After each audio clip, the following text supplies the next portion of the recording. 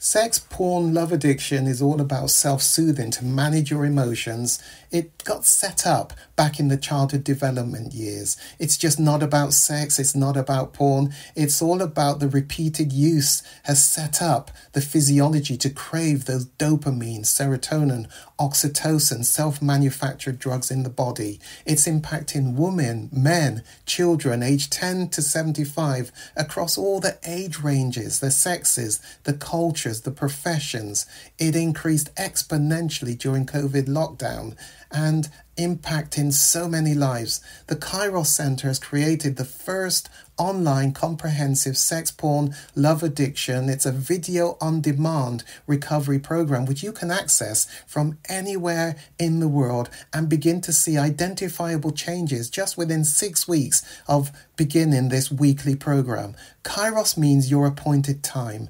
Isn't it your time to reclaim your life? Bring color back to life without shame. Click the link below and begin your journey. You owe it to yourself and to others.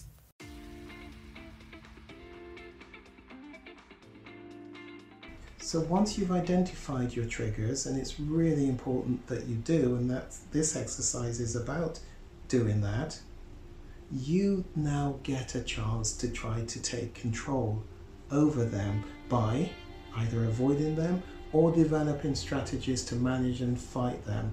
Remember that pothole poem? I see the problem, the pothole, I intend to walk around the pothole, bang, I fall in the pothole, I dust off, I get up, next time I'm looking out for that bang, I've gone in the pothole again. There's something about being consistently consistent in order to get through, get over, change, shift your triggers, but it starts with being able to actually identify the trigger. I've always said the change process begins when you can actually see the problem. Change begins because you can now recognize and see the problem. You have no hope of changing something that you cannot see because it lives in the unconscious, doing its worst, but you don't understand it and can't see it. Change begins because you now see the problem. You now get a chance to try to do something about it, but you might not be able to do it immediately. Why? Because there's a neural pathway. When I feel, I do. When I feel, I do. Intervening in that can take some time. Because with the neural pathway, remember, there isn't a lot of logical brain thinking. It's simply when I feel, just go and do. They're paired up together. Remember that? So, in the sheet that I will give you as your homework are sets of questions that are split into 3 categories. Those categories represent the fact that as sex addiction therapists, we will say that there are 3 ways in which sex, porn, love addiction gets set up in an individual's life. The first of those is opportunity. Opportunity that presented back there, often in childhood. The second one, attachment. We've looked at attachment. Remember the early years of development, and something happens that disrupts the bonding of the child. And the last one is trauma. Trauma that sets up a whole heap of negative responses in the body so that the body wants to self-soothe. Hold on to those 3. Opportunity, attachment, trauma. The first one that we're going to look at is opportunity. And what you need to identify is which of these on the list can I recognize as triggers in my life under the area of opportunity. And these are the triggers that are most likely to occur for each category of addiction and relate to lifestyle and general emotional management. You're being asked to tick as many as are appropriate for you. So there is a sort of a tick box, and yet it's really important that you give thought to them. And where there isn't an appropriate one that meets all of the areas that you know about, write in other triggers that you know about. So on the left hand side of the sheet you'll see the environmental triggers. What in your environment do you know are triggers that affect you and enhance your desire to act out?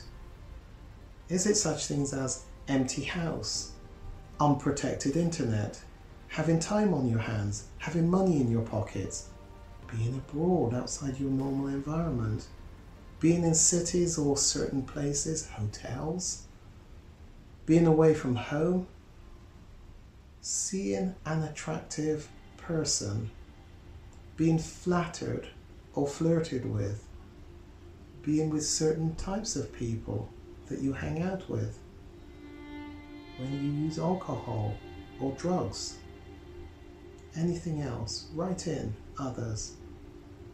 Really important you spend some good amount of time on this. Then on the right hand side are the emotional triggers. Remember, we're looking at the opportunity related ones. Opportunity broken down into environmental and emotional. So under the emotional category, is it when you feel bored? The emotions of feeling bored, feeling stressed, feeling angry, feeling sorry for yourself, feeling ill or tired. Because your resources, your ability to fight back is going to be reduced when you feel tired, lack of sleep. Feeling unfulfilled, feeling entitled, feeling ashamed, feeling sexually aroused, wanting a reward, because it's not always a negative thing. Sometimes it's I deserve. Really important that you stay with these things and really spend some time identifying them, because they're going to keep raising their heads in your life repeatedly. You need to know them. You need to get to know about them. Let's move on to the attachment related triggers. And these triggers relate to feelings generated in relationship with others. You could say in the absence of relationship with others as well, because that might be a way you find yourself actually managing yourself is avoid. Because relationships that go wrong also create rejection.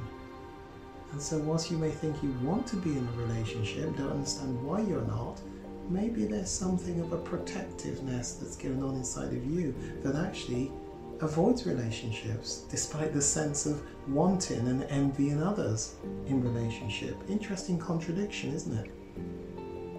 Tick as many as apply to you, but don't do it just as a tick box and say, yeah, sit with each one that you tick, really understand it and find examples. Getting into an argument with a loved one, because of course that's going to feel rejection, not accepted. Bullying issues back in childhood potentially sets this up. Feeling overwhelmed by responsibility or duty towards other people, a sense of feeling put upon. They take. Nobody ever looks after me, I'm always giving out. Feeling trapped by other people's needs. Feeling unable to confront a loved one. Wanting to avoid conflict. Feeling unable to communicate your needs or your views. Not enough time for yourself. Feeling rejected. In the workplace. A poor appraisal, a complaint from a client, feeling lonely, feeling left out, feeling isolated, feeling unvalued, feeling attacked or defensive. Anything else you want to write in there?